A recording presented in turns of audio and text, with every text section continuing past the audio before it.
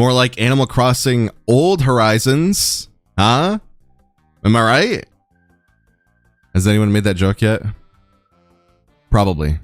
Well, in a surprise to no one, Nintendo has found a way to once again charge you money for games you already own. Now, the majority of the Animal Crossing New Horizons update is going to be free, but there's going to be Switch 2 features that are exclusive to only that console, which is going to cost you $65 if you just buy it new, or a $4.99 upgrade pack for the existing Switch owners. Come on, guys, it's just $5. It's just $5. And I don't know why everyone's so upset about this. It's just $5. You know, it's just $5 on top of the already $450 that you've already spent, and then whatever you spent for the game. So it's just another $5 on top of all that, and then another $5, and another $5, or $10, or whatever, because the game prices just change on a whim. Nintendo's whim, they just make it up as they go. Who knows what the prices of things are going to be going forward? It should cost $0. If you want to sell a 5-year-old game on your new system, that's fine. You can do that. You know, if you have a free update that comes out of nowhere and they're like, hey, we're dropping the Switch 2 version and there's all this updated stuff, and I mean, same frame rate, it's still at 30 FPS for some reason, but here you go. Here's a bunch of content. Here's a reason to buy this game again if you maybe got rid of it or just never played it in the first place. Here you go. But that's not what it is. This is a cash grab for a game that hasn't received an update in, I believe, 4 years at this point. So they were just like, what can we do to just like print some money real quick? You know, we got a little bit of time until Metroid Prime 4 comes out. What can we do? Let's just do this. But the weird thing is, this doesn't come out until mid-January, which is strange because why? Why does this need to cook in the oven for 2+ months? You know, this is just another game that released on the Switch that they're trying to give an excuse to Switch 2 owners to buy if you don't already have it, or pay the fee. I still don't understand why people are okay with that. I still don't understand why people are just okay with the fact that you have to pay to play the games you already own again. There's so many reasons why this is not okay. Not only does it break consumer trust, but it also sets a dangerous precedent. If they can just do this going forward, what's it going to be like for the next generation and the generation after that? Is the idea of backwards compatibility just dead now? Like, do we just not do that anymore, where you can physically put a game from a previous console into the next system and play it? Or even digitally, you know, but like, is that just dead now? And speaking of digital, for players' digital libraries, their purchases now lose whatever perceived value they had because they're not future-proof. But that said, the fact that Animal Crossing will be $65, you can't even really just wait and win. You wait and you lose too. You're paying the same price. Nintendo has set it up in such a way to where they absolutely cannot lose unless you stop buying it. And the saddest thing is, the biggest supporters of this are going to be the people that lose out the most. Because if this gets huge support, if people like this kind of thing, well, that's going to delay the next Animal Crossing that much longer. Why would they make a new Animal Crossing game when this one is still making money? It wouldn't make sense. It would just be competing with themselves. But sadly, people don't see that and they just buy it anyways. And I'm not saying the actual update itself is bad. I'm not saying that like the additions that they're doing are wrong or anything of the sort. It just should be free. It should 100% be free. If you want to charge full price as in $60 for the Animal Crossing New Horizons Switch 2 version, then you have every right to do that because people are probably going to pay the price. But this double dipping on ownership, I mean, it hurts everyone, but it also damages Nintendo's core audience, like kids and parents. Extra fees for games they already own make the system less accessible and honestly more complicated. Because you're also going to be fragmenting the player base. Because now you have a division between people who have paid for the upgrade and people who haven't. So people are going to have very different experiences on a game-by-game basis. And that might not be a big deal now, but I think down the line, this is going to add up and compound, and people are going to be really confused. It's like, okay, wait, what am I buying here? You know, like I'm talking from the perspective of like some kids' parents. You know, it's like, wait. Am I getting you the game you want? But wait, you want the one that's like has extra features? Okay, wait, so I have to go on this online store and pay this fee. Okay, so did I get you the thing? because we already had that game, Little Timmy. We already own that. So why do I have to buy it for you again? Oh, it's like a upgrade. Okay, so you just want like some like, you know, V-Bucks. I need to buy it. Like, what are we doing here? You know, like, how does a kid ask for that for his birthday? Mom, I really want the upgrade pack for the game I already own. So ignoring this simplicity of the Switch, which it had at one point, you know, positively or negatively, you know, I've criticized it before, but like the simplicity of it was one of its biggest selling points. And now you're making it really complicated and weird. And it might not seem that complicated to like tech savvy people or even people that like even just have like a surface level interest in this stuff, but not everyone does. A lot of Nintendo's consumer base is just, like I said, parents or kids themselves, you know, with mommy's little credit card. And so this kind of mixed messaging, like, okay, wait, this one's $5, this one's $10, you know, blah, blah, blah. It's going to get really weird really fast. And I mean, in my opinion, it's already too weird. It already doesn't really make sense. You know, it's already confusing and really just greedy. I mean, like I said, if you wanted to update a game that hadn't gotten an update in years and just only use it as a way to make money, like not because you wanted to support this game, not because it was a passion project for anyone, just strictly for money, I would get it, you know, in the sense of like, okay, hey, Switch 2 version, mouse controls, etc., etc. But like charging people who already own this game for the game again is crazy. I don't care if it's $5. I don't care if it's $1. The fact that anyone has to put in their credit card information just to buy the game they already own is insane to me. Just the principle of it. Again, if you're an adult and it's your own money and you already have your card linked to your Nintendo account and this is just like, you know, another daily occurrence for you, it's not that strange, right? I mean, you might disagree with having to pay it in the first place, but it's not that inconvenient to you overall. But again, I'm talking about the lowest common denominator, the family ecosystem, the bread and butter of Nintendo. They're going to be extremely confused by this. And I don't really think it's going to work out as well as I think it will. It'll make them money for sure. I mean, what doesn't, right? But like, it's definitely going to make it harder for people to feel like they're getting their money's worth when it comes to buying into the next system or this system. I've already criticized it. What do you get when you buy a Nintendo Switch 2? What do you actually get? Right now, all you get is just the ability to play the few Switch 2 exclusive games that exist. And they are slowly, painfully slowly adding new games to that list. But I think for the first couple of years, it's going to be, you know, less than a dozen games. And everything else for the system is going to be weak third-party ports and these Nintendo Switch 2 enhanced versions of Switch games. So because they get to slowly drip feed you content, they don't have to make new games for some of these series, you know?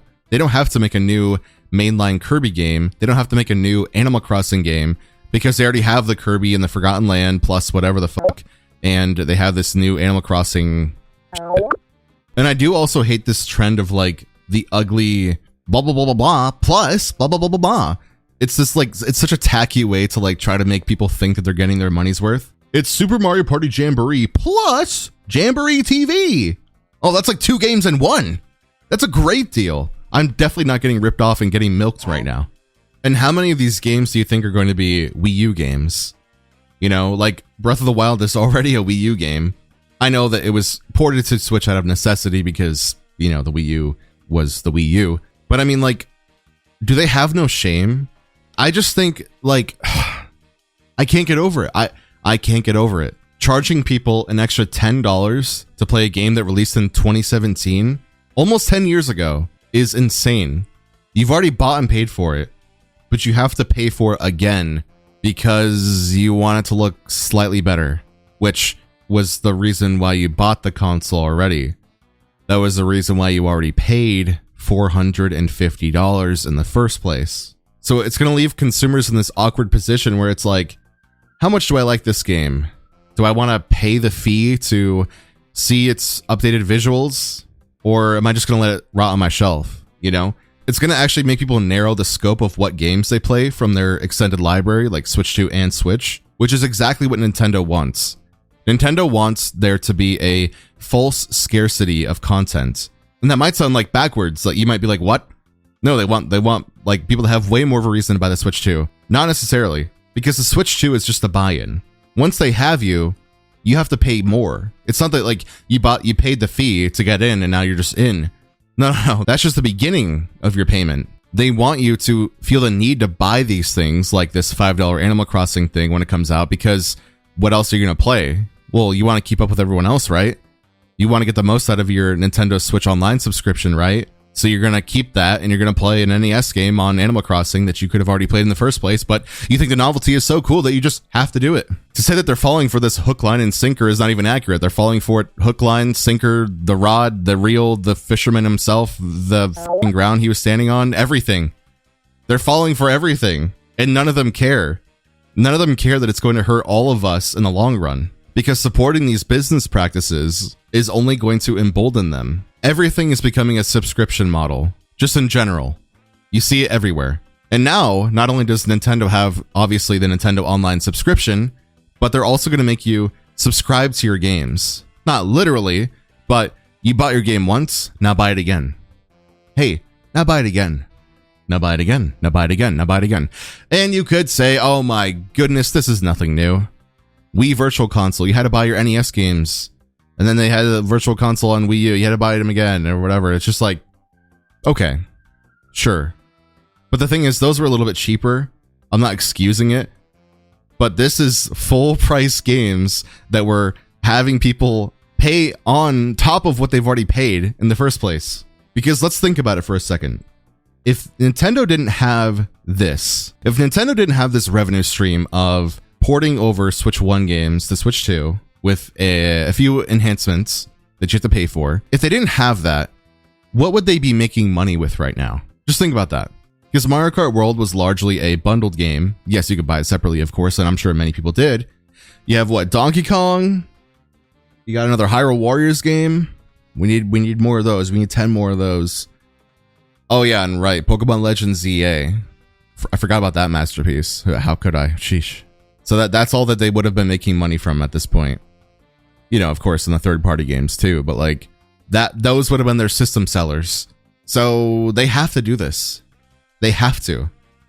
They have nothing else going for them. I said in my previous video that Nintendo's doing nothing, but this is just taking it to another level. I mean, they're doing nothing. They're doing nothing and charging you for it. Like, I just can't understand why people would pay for this. I can't understand why people would accept this. And it wasn't long ago when everyone was upset about Nintendo Switch 2. Do you guys remember? Before it launched, everyone was like, yo, this is not okay. This is horrible. It seemed like everyone was largely in agreement.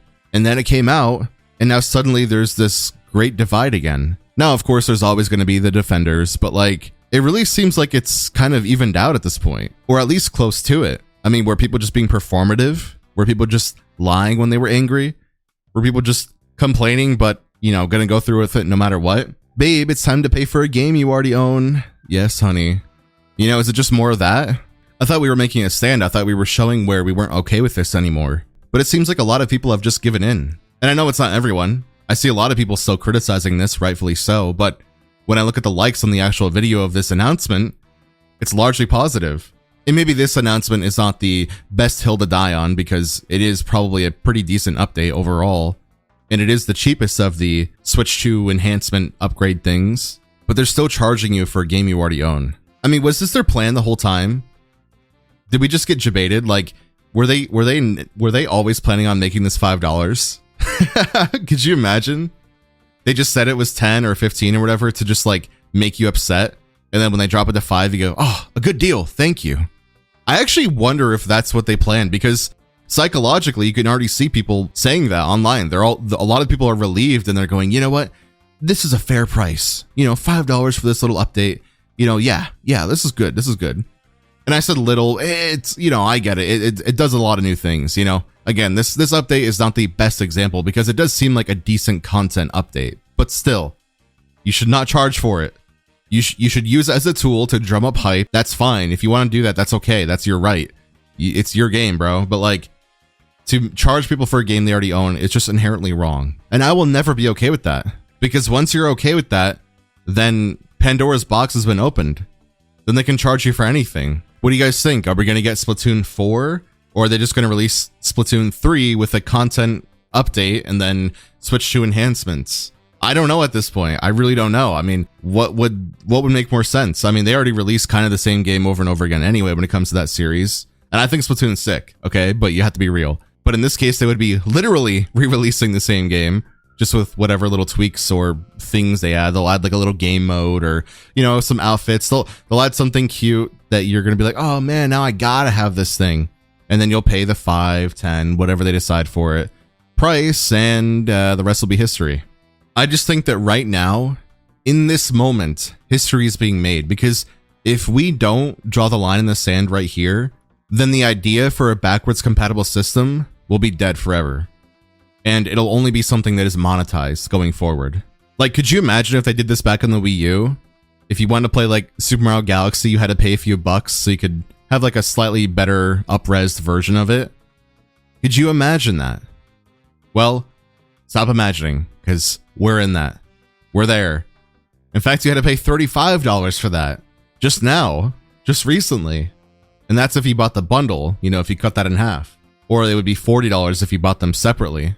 I feel like we're really seeing the worst aspects of Nintendo's playbook over the years. Because yeah, some of this isn't new. You know, they've always re-released games. They've always done stuff like this. But we're really seeing like just how far they're willing to push it. We're seeing them go to lengths they've never gone to before just to make a buck. And this is what I meant in the title of my previous video, is that this is hurting their legacy, because this is ugly. This looks really, really bad. And I don't see them recovering from it in the short term. This is going to be a stain for a long time. And I think people are going to look back on this era of Nintendo with a lot of confusion and head shaking, because man, they really went for it. They really just became the bad guy. And they just were like, yo, money first, questions later. Pay up. And that's just not something I can get behind. My name is Goobles. Thank you so much for watching. I appreciate you.